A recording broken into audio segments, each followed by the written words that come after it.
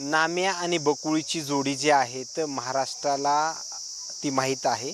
तेच नामदेव माझ्यासोबत आहेत. नामदेवजी, तुम्ही आणि बकुळा एकत्रीकरण येऊन किती वर्षापासून व्हिडिओ वगैरे बनवता? नमस्कार. पहिल्यांदा तर माझं नाव परमेश्वर देवकते आहे आणि फर्स्ट ऑफ ऑल तर मी तुमचा धन्यवाद म्हणेल की आमच्यासारख्या सामान्य कलाकारांचे देखील तुम्ही इंटरव्ह्यू घेताय. तर सूर्योदय या न्यूज चॅनलचे मी मनापासून धन्यवाद करतो.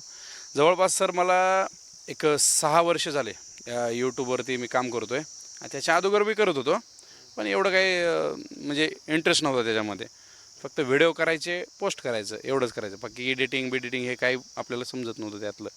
त्या गोष्टी बाकीच्या हळूहळू गोष्टी शिकत गेलो. आज जवळपास 6-7 वर्ष झाले यूट्यूबवरती आपल्याला. तुम्ही पहिल्यांदा सिंगल व्हिडिओ किती वर्षे बनवले किंवा किती महिने बनवले, आणि त्यानंतर बकुळाची आणि तुमची ही जोडी कधी तयार झाली?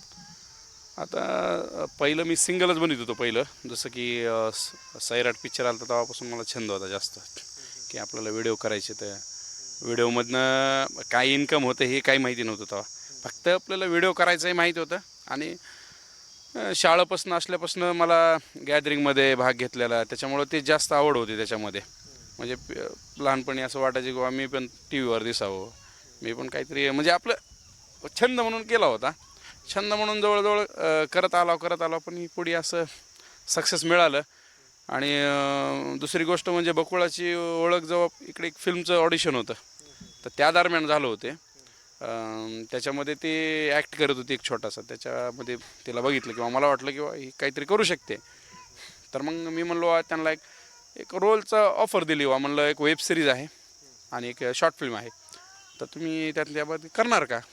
ते म्हणले ठीक आहे चालते, पप्पाला विचारून सांगते म्हणले. आणि मग डन झालं. तेव्हापासून जे आहेत सोबत ते आत्तापर्यंत आहेत, जवळपास 7 वर्ष झालं सोबतच आहेत. म्हणजे किती दिवसाला तुम्ही व्हिडिओ वगैरे म्हणजे दोघं एकत्रीकरण येऊन करायचे मध्यंतरीच्या कार्यकाळामध्ये वगैरे किंवा आतापर्यंत? म्हणजे ॲक्च्युली दोघं सोबत व्हिडिओ करायचं आम्ही टिकटॉकपासनं सुरुवात केली होती. तर त्यावेळेस काहीतरी 3-3.5 लाख फॉलोअर्स होते टिकटॉकला. त्याच्यामुळे भरपूर चालायचं, त्याच्यामुळे काही पण टाकले की चालायचं होतं. तर असं बेसिक नॉलेज नव्हतं की असं कंटेंट बनवावं लागतं. म्हणजे टाकत गेलं, चलत गेलं. आणि नंतर मग ते टिकटॉक बंद पडलं कोरोनाच्या काळामध्ये. तर आमचं 1 वर्ष ते वेस्टच गेलं. तर ते आम्ही करतच होता, यूट्यूब इन्स्टा करतच होता. तर त्यानंतर अशी गोष्ट झाली की आम्हाला कळालं की यूट्यूबवरती पैसे आहेत. म्हणजे तेव्हा कळालं म्हणजे यूट्यूबवरती पैसे कमवता येतात आपल्याला. आणि टिकटॉकवरती तर तसलं काही नव्हतं. मग त्याच्यानंतर आम्ही थोडं सिरियस झालो आणि म्हणलं किंवा आपण यूट्यूबवरती स्टार्ट करायला पाहिजे आता, कारण इन्कम आहे. तेव्हा अशी परिस्थिती होती की साधा मोबाईल होता, एकदम सिम्पल साधा मोबाईल होता अँड्रॉईडचा. त्याच्यावरती आम्ही सुरुवात केली लाँग व्हिडिओपासून. आम्हाला शॉर्ट व्हिडिओ तसलं ते रील टिकटॉकमध्ये माहिती होतं, पण यूट्यूबला तसलं काही ऑप्शन नव्हतं ते शॉर्ट व्हिडिओचं तेव्हा. तर त्यामुळं लाँग व्हिडिओ टाकत गेलो. थोडं घरगुती कॉमेडी व्हिडिओ करायचं, टाकत यायचं. तर ती स्टार्ट करत गेला. सुरुवातीला थोडेफार व्ह्यूज यायचे. ते काय मग चलत राहायचं, वाटायचं टिकटॉकला लाखावर व्ह्यूज जात होते, इकडे काहीच नाही. मग त्याच्यानंतर सुरुवात करत हळूहळू आम्हाला एक दोघांनी ते सांगितलं की हळूहळू केलं तर होत राहतंय. आम्ही कंटिन्युटी ठेवल्यानंतर व्हायरल झालं एक दिवशी. आता त्याचा काळ म्हणजे आता एक 2-3 वर्षाखाली व्हायरल झाला. जवळपास व्हिडिओ होता, शॉर्ट व्हिडिओ, त्याच्या दरम्यान व्हायरल झालो. मग ती व्हिडिओ चालल्यानंतर मग पुढे हळूहळू बकुळांनी एक उल्लेख केला होता तुराटी चोरण्याचा, तिथूनच व्हायरल झाला का तो दुसरा एखादा? नाही, तोच पहिला व्हिडिओ होता. त्या व्हिडिओचं असं एक कारण होतं सर की आम्ही ह्याच्या अगोदर वेब सिरीज वगैरे ही भरपूर मेहनत घेतली. त्याला काही व्ह्यूजच येत नव्हते. 2,000-3,000 असे व्ह्यूज येत होते. पण एक दिवशी काय झालं की ठरवलं की आता आपल्याला चॅनल बंद करायचं आहे, आपल्याला चॅनल हे होत नाही. ठरवलं. मग त्याला एडिट बी नाही, काहीच नाही. त्याला डायरेक्ट टाकून दिलं. त्याच्या ॲक्शन म्हणलेलं सुद्धा आवाज येते. ते तसा टाकून दिला व्हिडिओ. पोस्ट केला, शूट केला आणि पोस्ट केला.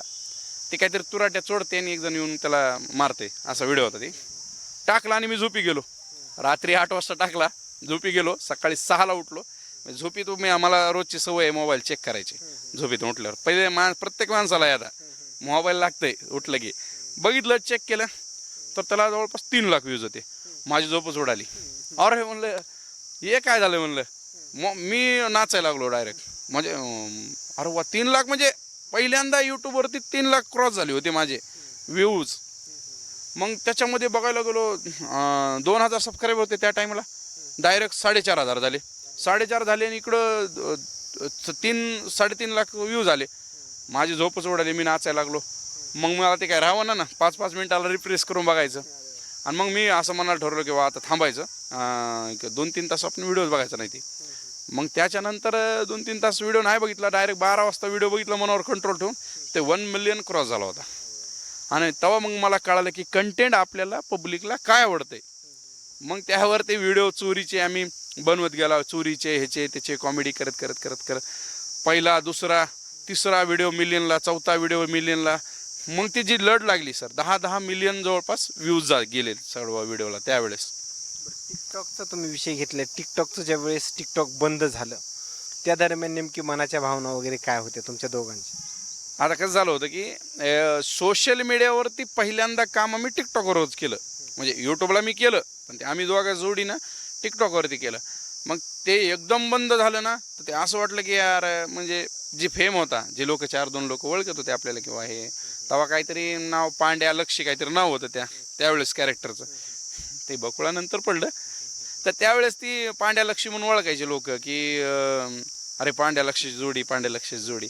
मग ती त्यावेळेस टिकटॉक जेव्हा बंद पडलं, असं वाटलं की यार आता काहीच नाही आपल्याला, आपण काहीच बनवू शकत नाही, आपल्याला शेवट आपल्याला कामच करावं लागते आता.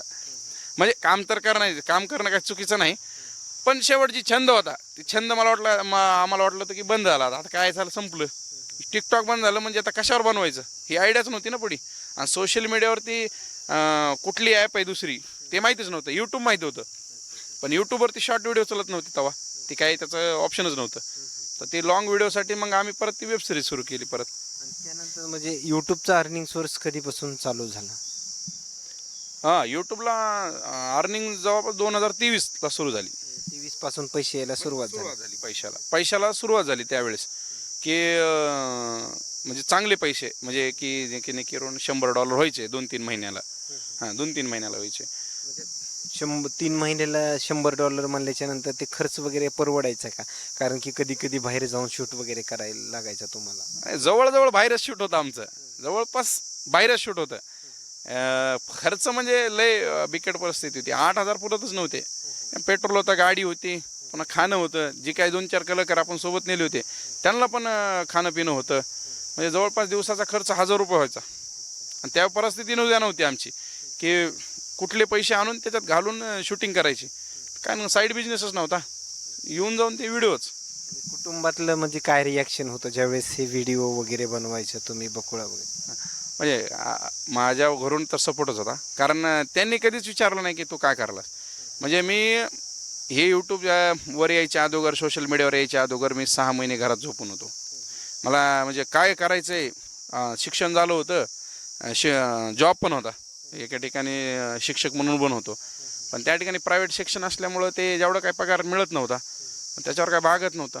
मग त्याच्यानंतर आपल्याला काहीतरी करायचं, आपलं क्रिएटिव्ह माइंड होतं. स्टोरी, फिल्म, वेबसिरीज हे करणं आपलं पहिल्यापासून छंदच होता. आता पाठीमागच्या कार्यकाळात जे आहे ते म्हणजे तुम्ही म्हणतायत की 3 महिन्याला $100 मिळायचे, मात्र आत्ता अर्निंग वगैरे किती डॉलरची होते, किती पैसे मिळाले? आता सोशल मीडियावर सांगत नसते, पण चांगली होते. आता जेणेकरून आपण एक काय म्हणतात त्याला की चांगल्या सरकारी नोकर जे आहेत त्यांना जे पगार नाही त्याच्यापेक्षा जास्त आपल्याला पेमेंट पडते दर महिन्याला. आता म्हणजे ॲक्च्युली मी आकडा नाही सांगू शकत. दोन चॅनल आहेत ना? हां, आपले 2 चॅनल आहेत, वन टेक ॲक्ट MS23 आणि टेकडी प्रोडक्शन हे यूट्यूब चॅनल आहे. आणि आताच एक बकुळाचं 3रं चॅनल आहे, सोनू ऑफिशियल 15-11. त्याच्यावर पण जवळपास मला वाटते 1,50,000च्या पुढे गेले, 1.5 लाखाच्या जवळपास गेले ते.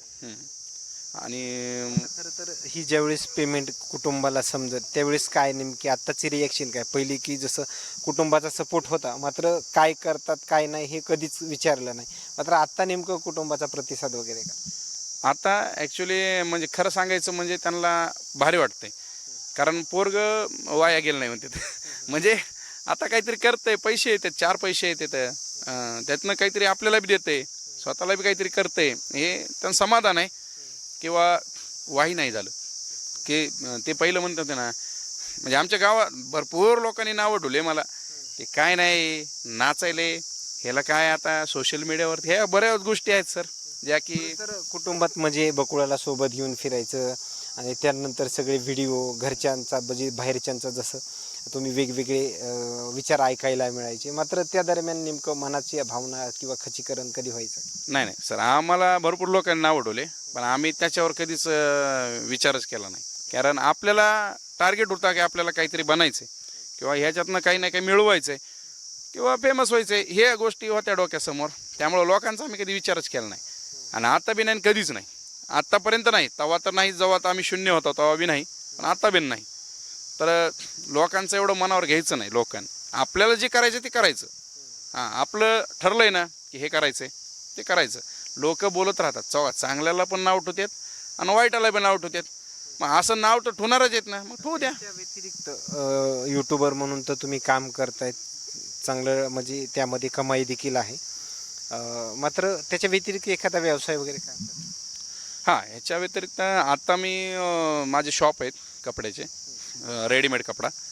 आता माझं बर्दापूरला एक शॉप आहे, इथे एक शॉप आहे अंबाजोगाईमध्ये देवा मेन्सवेअर म्हणून. असे 2 शॉप आहेत आणि त्या शॉपचं आता ते चालतंय साहेब. यूट्यूब तर करत मी ते पण सांभाळतोय. ते पोरं आहेत समजा ठेवलेले ते आहे. पण आता एक बकुळाने एक नवीन बिझनेस सुरू केला आहे आरीवर्कचा. त्याच्यामध्येही भरपूर प्रतिसाद मिळाला आहे. जवळपास 80 लोक महिला तिला जोडलेले आहेत आणि प्रत्येक महिलाला जवळपास चांगली चार्जेस आहेत. त्याच्यामधनं पण ती लाखो रुपये कमवते आता. म्हणजे तुम्ही दोघांचं म्हणजे मॅरिड वगैरे, तुम्ही मॅरिड वगैरे आहेत, लग्न वगैरे झालेलं आहे? नाही नाही दोघंही अनमॅरिड आहेत आम्ही. हां आता म्हणजे मला माझ्या तब्येतीला बघून जरा जास्त वय वाटतंय पण ॲक्च्युली माझं वय आहे 28. हां आणि दोघंही अनमॅरिड आहेत. आम्ही सुरुवात केली होती, सगळे सपोर्ट केला घरच्यांनी सगळ्यांनी की काही नसते. आपले मनाचे भाव आहेत, लोकांचे विचार आहेत सर ते की दोघं एक लेडीज आणि एक जेंट्स सोबत चालले की लोक काही विचार करतात. दोघं बहीण भाऊ जरी गाडीवरती चालले तर लोक डाऊटनं बघतात.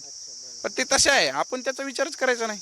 ती त्या साईडला तिच्या साईडला फिक्स आहे, मी माझ्या साईडला फिक्स आहे. फक्त आपल्याला व्हिडिओ करायचे आहेत. तुम्ही कधी लग्नाचा विचार वगैरे केला का नाही? कधी करायचं आहे तुमचं? करायचं आहे आता लग्न करायचं आहे. या वर्षीच आहे आता लग्न जवळपास. जमलं वगैरे असं काय? तीच गुड न्यूज आता आहे लवकरच. तुम्ही सोशल मीडियाला चेकच करा आता काय त्याला. कोण नातेवाईकातली किंवा बाकी इतर कोणी आहे? आता ते सोशल मीडियावरती लवकरच तुम्हाला समजेल. कारण ते एक सस्पेन्स आहे, काय म्हणते सरप्राईज आहे सगळ्यांसाठी, त्यासाठी. ओके धन्यवाद. ही नामदेव सोबत झालेली चर्चा. पुढल्या काही कार्यकाळामध्ये देखील आपण नामदेव यांच्यासोबत चर्चा करण्याचा प्रयत्न करूयात. बकुळा आणि नामदेवची जोडी ही महाराष्ट्राला माहिती आहे आणि त्यांच्या आलेल्या प्रतिक्रिया मात्र हे यूट्यूबर्ससाठी, छोट्या क्रिएटरसाठी खूप प्रोत्साहन देणारी माहिती जी आहे ती त्यांनी आपल्याला दिली. आणखीन काही नवीन अपडेट्स मिळतील का हेही पाहणं तेवढंच महत्त्वाचं ठरणार आहे. Cameraman Bajrang चौधरीसोबत सूर्यज media, Beed, Ambejogai.